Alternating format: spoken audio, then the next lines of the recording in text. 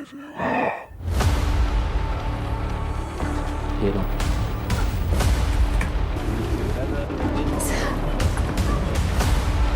welcome live this Halloween night to the first ever TV Ghost Watch.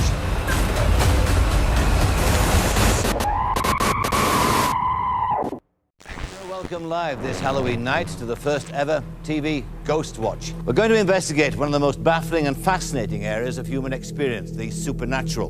Tonight, television is going ghost hunting in an unprecedented scientific experiment where I hope to show you for the first time irrefutable proof that ghosts really do exist. 1992. On the night of Halloween, BBC News, which is the largest news broadcaster in the entire UK, had a special called Ghost Watch. Ghost Watch, as the name suggests, was about a group of BBC News reporters investigating a series of paranormal events occurring in the family home of Early family in a small suburban area of London. It was marketed as the first ever live broadcast of ghost hunting. Now on BBC One, Screen One presents an unusual and sometimes disturbing film marking Halloween. Over the centuries, there have been countless reports of ghosts and ghouls, but the line between fact and fiction has always been unclear. Using the modern idiom of the outside broadcast, Michael Parkinson, Sarah Green, Mike Smith and Craig Charles star in Ghost Watch. The show was heavily promoted, with posters, interviews, news plastered all over the media. The main host of Ghost Watch, Michael Parkinson, was a household name along with the co-host, Sarah Green, who used to appear in children's shows. The Early family was experiencing strange phenomena in the house, and they believed an evil entity was behind it. They called this ghostly figure Pipes. Throughout the show, we see Sarah, along with the film crew, investigate the house and check for any paranormal activities.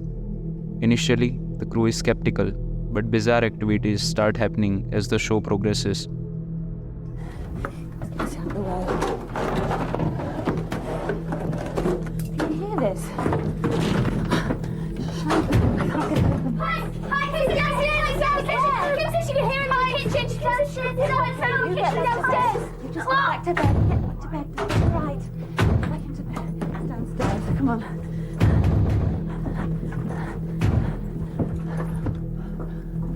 Stopped. I can't hear anything now.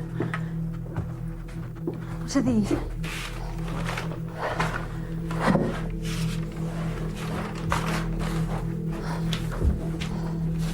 It's all kids' pictures. They weren't here before. Look. I didn't know they had a cat. Did you?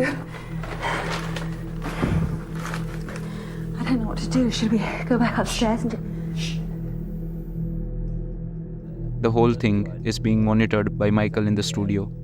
In one of the video footages, it is revealed that Pamela's own daughter, Suzanne, was faking the noises. That's it, and zoom in. Can we pan? Can we pan left? And down.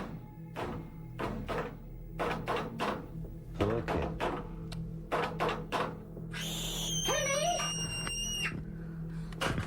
Come on. Gimme. Suzanne, are you okay? Are you all right? Come on. It wasn't me. It doesn't matter. It doesn't matter. Just as we, the audience, take a breather, even more bizarre and inexplicable things start happening. Susie.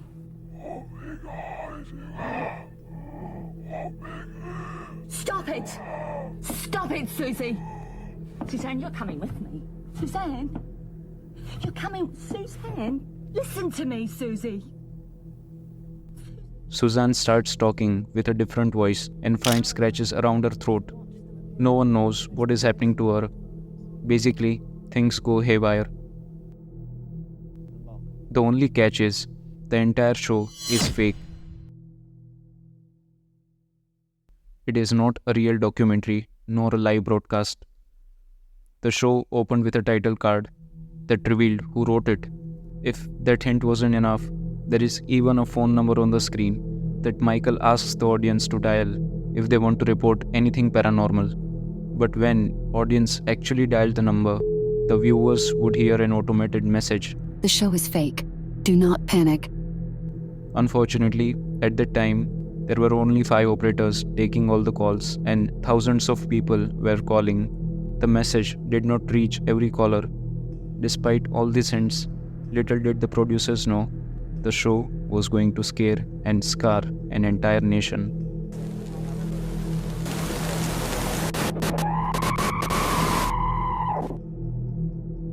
Throughout the show, we see frequent sightings of pipes. The sightings are very subtle yet recognizable. Eagle-eyed viewers catch many glimpses of this evil presence and they freak out. It felt so real that thousands of viewers all over the UK complained regarding the show's content. Many were scared and some even downright traumatized. Ghostwatch was seen by 11 million people. Just imagine how huge that is. Many parents watching with their kids accuse the show of giving their children PTSD trauma. One woman even asked the BBC to give her money so she could buy her husband a new pant after he literally pooped his pant watching Ghostwatch. In the climax of Ghostwatch, Michael dies after pipes causes havoc in the studio. The scene felt so real that Michael's own mother had to call and ask the BBC about her son's safety. For everyone involved in the making of this show, it was a fun experiment with the horror genre, pushing the limits of TV experience. For everyone else, it was a nightmare. After Ghostwatch was broadcast, many were furious to discover they'd been tricked by a cunning blurring of fact and fiction. You used factual presenters. You meant people to be deceived. You toyed with the emotions of the audience because the audience weren't actually sure, or I wasn't, actually sure if it was fact or fiction. Hello? Hello, is that the BBC? Yes. It's about Ghostwatch. That spoof Halloween programme, it left me most disturbed. Well, what do you mean? Well, it was so hard to tell fact from fiction. I mean, it wasn't fair, leaving us viewers in suspense like that. I'm so worried about Sarah Green. Can you put my mind at rest? I mean, did she escape from the horrible clutches of that ghastly figure or not? I'm very sorry, madam. You don't mean? I'm afraid I do. She really is married to Mike Smith. Ghostwatch. My 11-year-old son was left shaking and physically sick after 10 minutes. Prior warning should have been given, so we had some idea of what was to come. And the BBC should be locked up for such a prank. I guessed halfway through it was a hoax, but people do live in haunted houses. They're frightened enough without being ridiculed by Michael Parkinson. Or? I have a helpline for people in distress, and I received over 300 calls. In fact, I thought Ghostwatch was brilliant, but it was introduced as a drama, and many of the people I helped did not understand that drama means fiction. And thanks.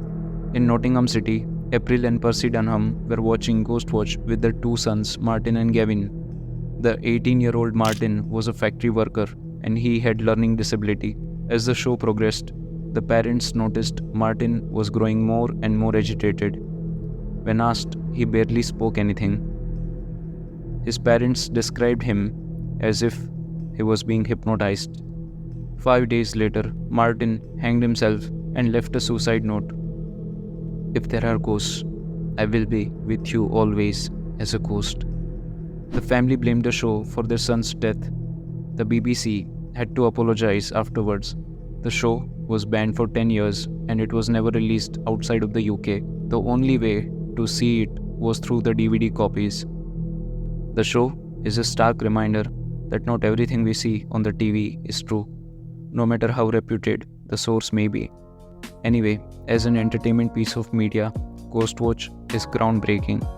Blending psychological horror with a touch of realism, what we get is an immensely enjoyable mockumentary with strong acting performances by everyone involved. If you haven't seen it, I strongly recommend you check this one out. It is one of those unique experiences you don't want to miss out on. It is freely available on YouTube. Thank you so much for watching. This is Keval, signing off.